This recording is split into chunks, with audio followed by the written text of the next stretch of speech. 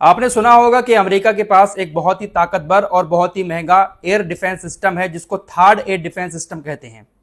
Iran की सेना ने इस युद्ध के दौरान 7 दिन में ही तकरीबन 4 जगहों पर अमेरिका के थर्ड एयर डिफेंस सिस्टम के रडार सिस्टम को पूरी तरह से फोड़ डाला। बहुत भारी भरकम नुकसान उठाना पड़ा है अमेरिका को और अमेरिका ने भी इस बात को कबूल कर लिया है। कहां कहां पर कौन कौन से रडार सिस्टम को कैसे फोड़ा है और ये कितना महंगा होता है, और अब अमेरिका दुनिया के कई सारे देशों से अपने रडार सिस्टम को मंगाने की कोशिश कर रहा है। इस पर डिटेल से बात करेंगे और भी बहुत सारी खबरें हैं इस युद्ध से जुड़ी हुई, लेकिन सबसे बड़ी खबर अभी की यह है कि पिछली वीडियो में आपको बताया था ईरान के राष्ट्रपति ने तमाम इस्लामिक देशों से माफी मांगते हुए यह कहा कि हम आपके ऊपर अब हमले नहीं करेंगे, हमने आपके ऊपर जो हमले किए अब तक उसके लिए हम माफी मांगते हैं। ईरान के राष्ट्रपति का यह बयान किया आया कि तुरंत डोनाल्ड ट्रंप बीच में कूद पड़े। उनको हर जगह पर कूदने की आदत है, हर मामले में घुसने की आदत है। ईरान के राष्ट्रपति ने इतना क्या बोल दिया कि हम आपसे माफी मांगते हुए हमले बंद कर रहे हैं। तुरंत अपनी जीत का ऐलान डोनाल्ड ट्रंप की तरफ से कर दिया गया। लेकिन दोस्तों, ईरान के राष्ट्रपति का यह बयान खुद उनके अपने देश के लोगों को पसंद नहीं आया है। बड़ी खबर यह है कि ईरान हमले जारी रखेगा।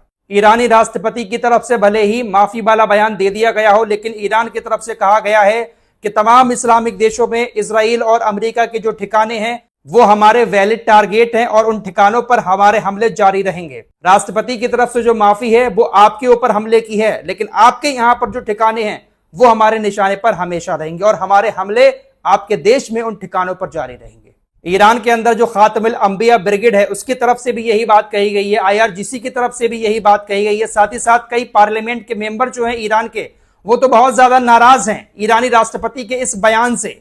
दरअसल ईरानी राष्ट्रपति ने यह बयान एक टीवी इंटरव्यू के दौरान दिया।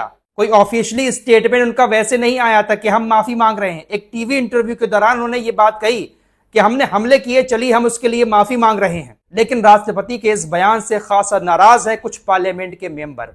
ईरानी पार्लियामेंट के मेंबर की तरफ से बेहद नाराजगी जताते हुए ट्वीट किया गया। ये कहते हैं कि हमारे राष्ट्रपति ने ये जो टीवी पर बैठकर बयान दिया है ये पूरी तरह से गैर जिम्मेदाराना है और बहुत कमजोर बयान है। इन्होंने कहा कि मैं तमाम परिषद के मेंबर से कहना चाहता हूं कि आपने ये जो टेम्परेरी काउंसिल बनाकर देश को चलाने के लिए उसका नेता इनको बना दिया है राष्ट्रपति को, तुरंत इसको खत्म करके सुप्रीम लीडर का चयन किया जाए। इस टेम्परेरी काउंसिल को जल्द से जल्द खत्म करो और एक नया नेता चुनो।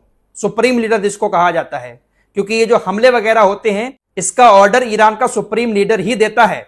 अयतुल्लाह खामनेई जो थे उन्हीं के ऑर्डर पर हमले होते थे, उन्हीं के ऑर्डर पर हमले रुकते थे। राष्ट्रपति को इतना अधिकार नहीं था कि वो हमला करवा दे या हमले को रोक दे। लेकिन राष्ट्रपति ने यहां पर माफी मांगते हुए ये जो बयान दिया कि हम हमले नहीं करेंगे, ये बयान इनके देश के अंदर ही इनके लोगों को पसंद नहीं आ रहा है।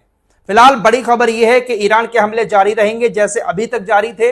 हाँ, हो सकता है कि कुछ कमी उन जगहों पर आए जैसे होटलों में हमले कर रहा था ईरान अपने ड्रोन के जरिए, या इस्लामिक देशों के हवाई अड्डों को निशाना बना रहा था। हो सकता है कि वहां पर हमलों में कमी आए, लेकिन अमेरिका और इजराइल के जो ठिकाने हैं इन तमाम अरबी देशों में वहां पर हमले जारी रहेंगे। अब ट्रंप की बात कर लेते हैं, उसके बाद आपको इनका नुकसान भी दिखाएंगे।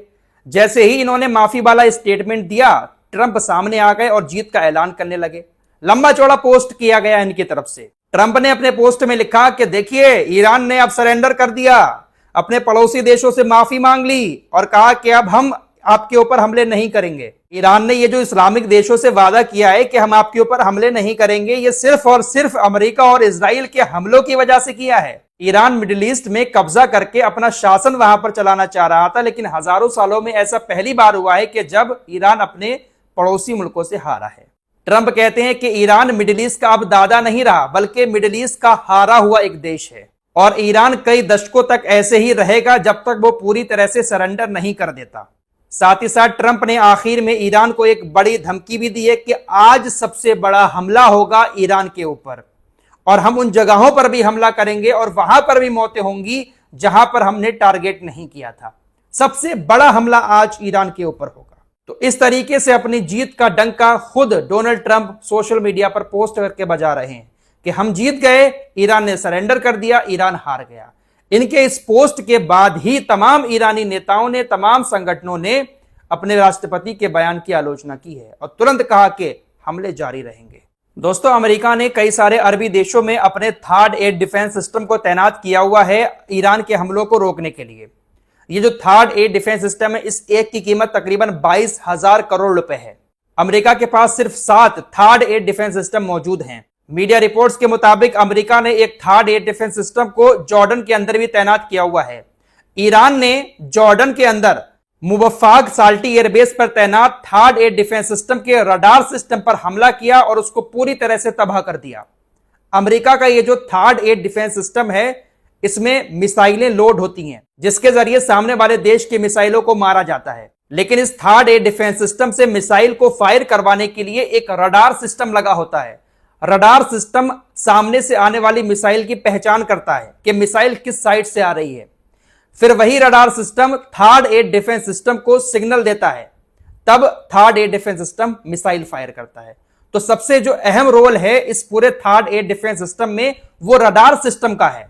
हालांकि रडार सिस्टम की कीमत जो है वो तकरीबन 2,700 करोड़ रुपए की है, लेकिन इसको बनाने में अमेरिका को बहुत ज्यादा टाइम लगता है। इसलिए अमेरिका मिडिल ईस्ट से बाहर जिन देशों में भी अपने रडार सिस्टम को तैनात किए हुए है, वहां से थर्ड एयर डिफेंस सिस्टम के रडार जल्द से जल्द मंगा रहा है। उन देशों पर दबाव डाला जा रहा है कि आप रडार सिस्टम जल्द से जल्द मिडिल ईस्ट में भेजें, क्योंकि यहां पर रडार सिस्टम ही नहीं होगा तो हमारा डिफेंस सिस्टम काम कैसे करेगा।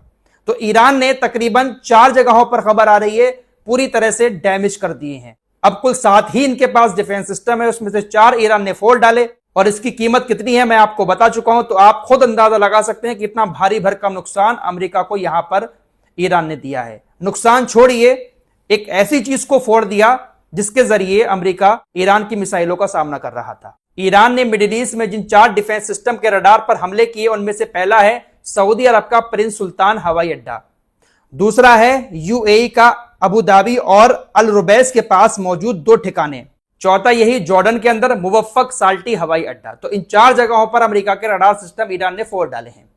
नुकसान अमेरिका इजराइल को भी बहुत भारी हो रहा है, लेकिन वही बात है कि थोड़ा सा पॉइंट मिलना चाहिए। डोनाल्ड ट्रंप को अपनी जीत का डंका बजाने आ जाते हैं। यह खबर यह है कि यह रूस के ऊपर जो प्रतिबंध लगाए थे कि रूस अब किसी को तेल नहीं बेचेगा, तमाम देशों को धमका कर टैरिफ लगाए कि आप रूस से तेल खरीदना बंद करो। तो अब ये जो क्राइसिस आए हैं, जिस तरह से स्ट्रेट ऑफ हॉर्मुज को बंद किया गया है ईरान के जरिए, तो अब अमेरिका इस बात पर विचार कर रहा है कि तमाम देशों के ऊपर जो प्रतिबंध लगे थे उन प्रतिबंधों को हटाकर तमाम देश रूस से तेल खरीद सकेंगे। लेकिन अब ऐसी भी खबरें आ रही है कि रूस जिन देशों को सस्ते दामों पर डिस्काउंट में तेल देता था, वो डिस्काउंट में तेल नहीं देगा। जैसे भारत को भी डिस्काउंट देता था, डिस्काउंट में तेल नहीं देगा, लेकिन तेल बेचेगा, व्यापार करेगा। भले ही देशों ने खरीदना बंद कर दिया था, लेकिन वो व्यापारी है। अगर देश खरीदना चाहेंगे तो रूस से तेल खरीद सकते हैं। अमेरिका विचार कर रहा है और ऑफिशियली इसकी घोषणा भी कर दी जाएगी अमेरिका की तरफ से कि आप तेल पूरी तरह से खरीद सकते हैं।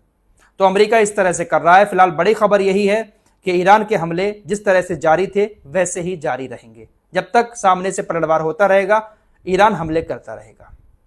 इस रिपोर्ट में इतना ही। कुछ और खबरों के साथ फिर हाजिर होऊंगा। अपना ख्याल रखिएगा। अल्लाह हाफिज।